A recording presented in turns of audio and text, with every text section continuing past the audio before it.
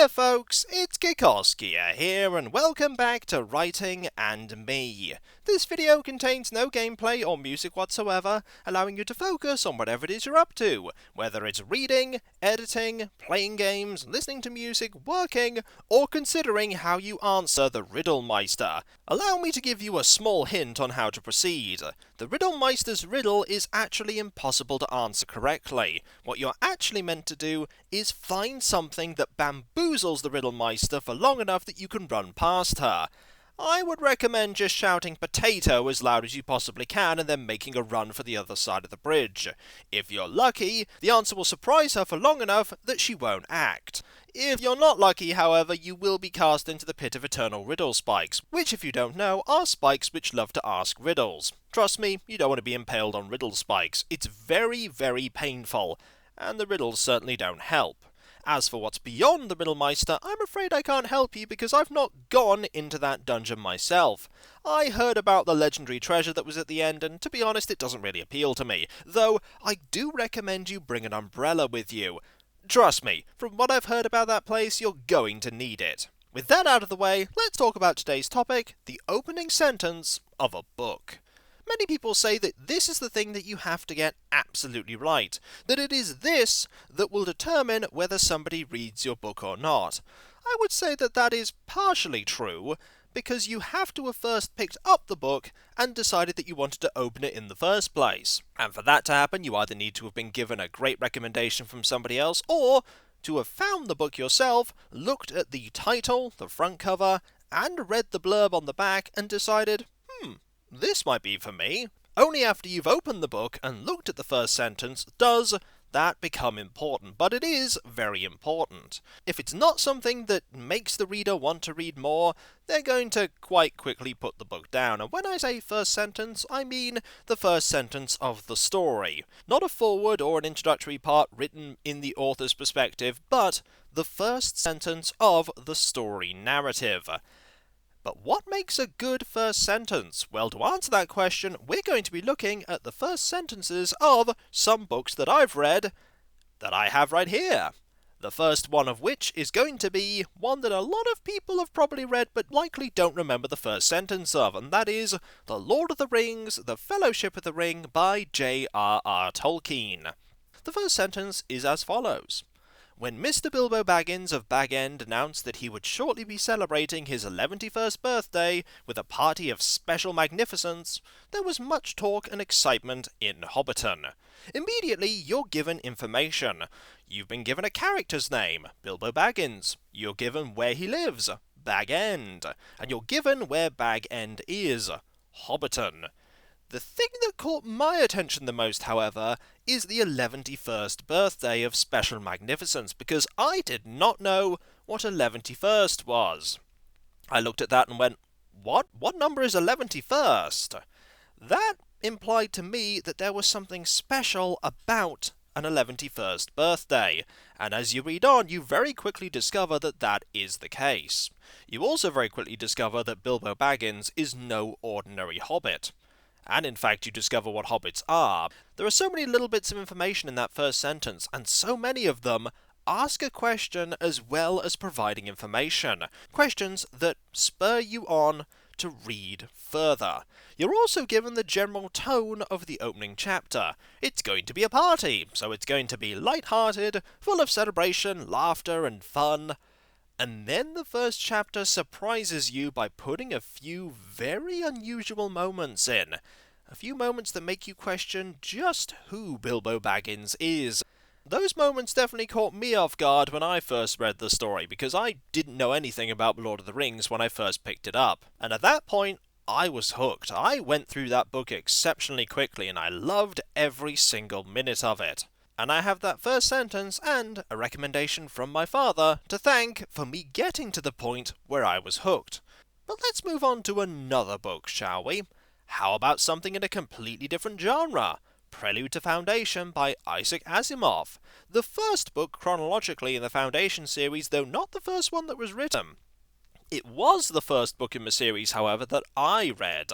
And the first sentence was one that posed a very important question. Suppressing a small yawn, Cleon said, "Demerzel, Have you by any chance ever heard of a man named Harry Seldon? We aren't given a location, we aren't given the setting, though if you've read the blurb you know it's science fiction, and we aren't given any information about Cleon and Demerzel apart from their names. But we are given the name of a third person, Harry Seldon, and it's very clear from the get-go that Harry is a more significant character than either Cleon or Demerzel. Why? Because we're given Harry's surname as well. That says to the reader, this is somebody of importance, certainly important enough for Cleon to be asking Demerzel about him. And indeed, Harry is a very important person. You very quickly find out just how important. We're not seeing things through Harry's perspective right now, we don't see through Harry's perspective for a little bit. What spurred me to keep reading was Cleon's interest in Harry, that in turn became my interest in Harry. This sentence shows that you only need one thing to pique your curiosity to want to read on. And my, was this an adventure. All of Foundation was an adventure. Really love this series. If you like science fiction, I thoroughly recommend it. Now we're going to move on to another fantasy story, The Redemption of Athalis by David and Lee Eddings. The first sentence of The Redemption of Athalis actually has, at least in my copy, a map next to it. Something that I quite like in books. I love seeing the layout of the land where the story takes place. As for the first sentence, it goes as follows. Athalis the thief spent 10 days on the road down out of the mountains of Kagwa to reach the imperial city of Dika. Immediately we have a name and we have a profession. We know that Athalis is a thief, and that will immediately conjure images in your mind of a sneaky, shady individual who operates outside of the law, and that makes you wonder just why Athalis is heading to the Imperial City. The Imperial City sounds quite important.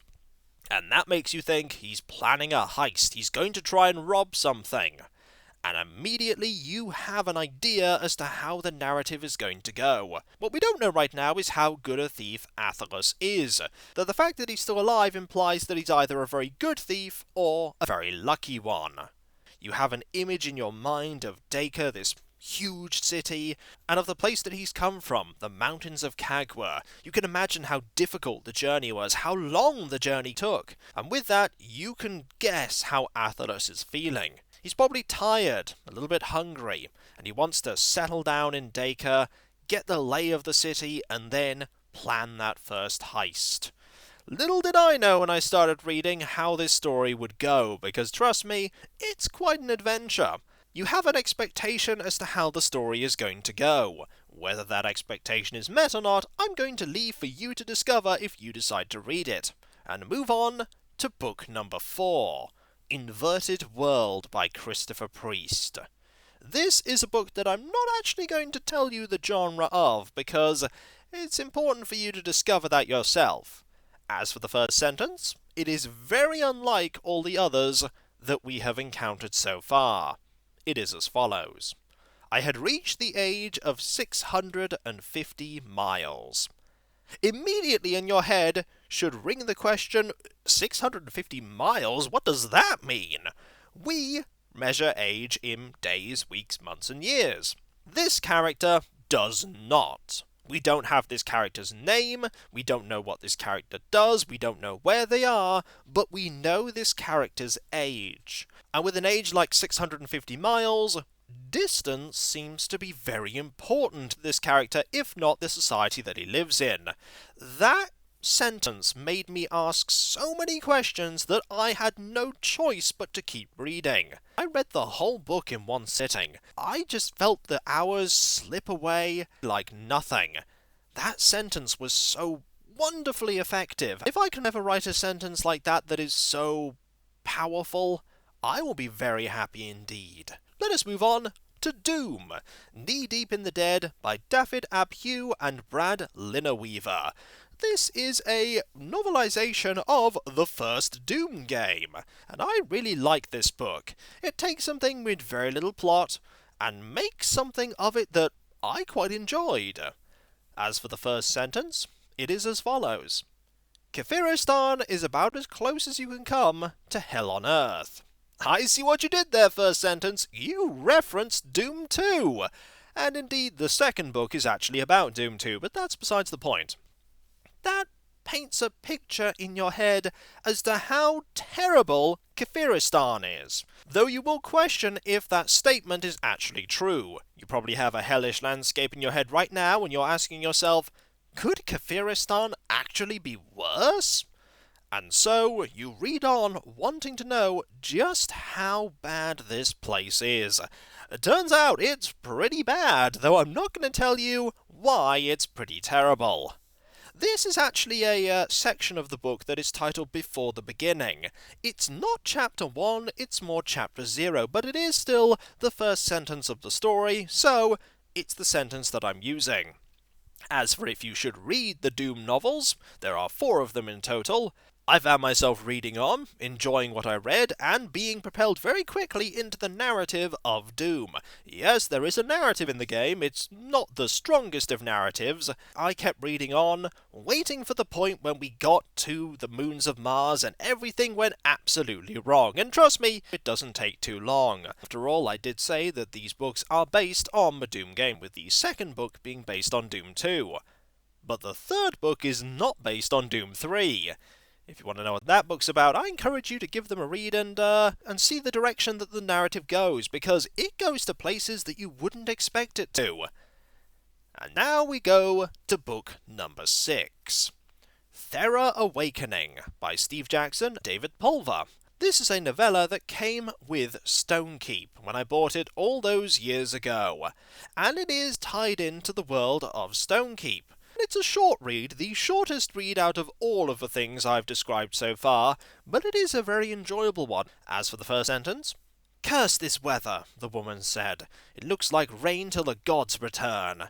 This one doesn't give us the name of a character, it doesn't give us the name of a place. What it does give us is an important thing for this setting, and that is, "until the gods return." The gods are very important in this book. Apart from the significance of gods, however, there's nothing else really to spur you to read on to the next sentence, beyond a curiosity as to why this woman is out in the rain. If she even is out in the rain, for all we know, she could be inside a building looking out at the rain. Still, I found myself drawn to read onwards, not necessarily because of that sentence, but because of the game that this book ties into, because I played the game before I read the book. I read this book hoping that I would get more information about the game that I'd just played, discover more tidbits of knowledge that I could apply to events that I'd seen, and thus understand them even more. In this instance, the fact that this is a tie-in is very important. There's an expectation of things being expanded upon. I did learn quite a bit about the setting from reading this book, and I did enjoy the book. It took me a lot less time to read than all the others, but it was no less enjoyable. Last, but by no means least, we are going to be looking at Sega Power Presents Golden Axe by Andy Smith.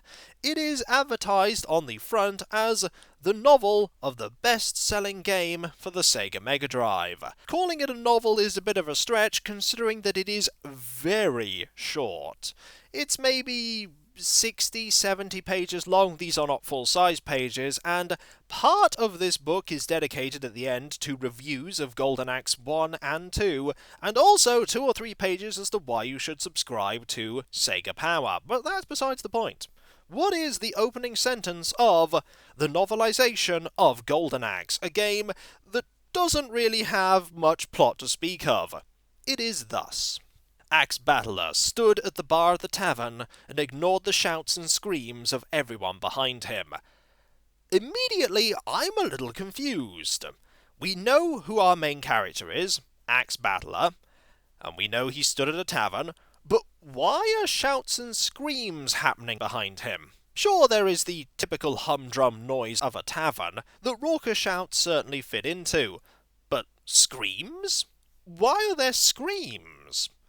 It was that question that made me want to read on, but it wasn't to satiate my curiosity so much as it was to answer the puzzlement that I had in my head. It turns out that the people in the tavern have captured someone and are in the process of beating him up. But that is not something that you get from that first sentence. Sega Power Presents Golden Axe does not do a good job of describing certain things. You are most certainly meant to rely on having played the game to know what it's talking about a lot of the time. And that is different to the Thera Awakening story, because the Thera Awakening story goes to great lengths to describe things as a normal story should. It describes what a dwarf is, for instance, and all the other races that you encounter in the narrative. It does a good job of allowing you to read the story without having played Stonekeep and get something out of it. But if you have played Stonekeep, you will get a lot more out of it. Sega Power Presents Golden Axe, however, just throws names out there and expects you to know. Have you played the game? Well, if you haven't, good luck, because we're not going to tell you what these things look like. That is not a good way of doing things. And when confusion is the only thing that is spurring you forward, that's not the greatest beginning. One thing you'll note from all 7 of these introductions is that none of them involve combat. Some people say that you need something punchy and snappy and immediate and dramatic to get people's attention. If a story doesn't hit the ground running, then you're not going to be able to keep their attention. That is not the case with most stories. There are some genres where that works perfectly well. Pulp Fiction would be one such instance. You could certainly start one of those stories in the middle of a shootout in a bar, and it would be perfect. But you couldn't start Prelude to Foundation with combat. It wouldn't work. It would be so jarring to have combat right at the beginning, and then switch to the pace that the rest of the story has. The beginning of a story is not just about giving information that will drive people to keep reading. It's also important to show people the pacing and the tone of the story, at least to begin. Both of those will naturally change as things go on, but you don't want to go combat in the first few sentences and then something else. It's a bad idea to put something at the front of the book just to try and get people in, and then hope that they'll just ignore when everything changes. It's not good practice. It's not good form. You need to make sure you stay true to the story above all else, because if you don't, people are going to get really puzzled and disappointed and will likely pass on their confusion and disappointment to others when they talk about the book. It's far better to stay true to the narrative, tone, and pace of the story with your opening sentence. You'll certainly come up with a much better opening sentence that way, one that fits in perfectly with everything else. And if it does, and it catches people's interest, like those opening sentences that I've described to you did, then you have the makings of an interested reader. And so, that is me giving some examples of opening sentences and why they worked in capturing my attention.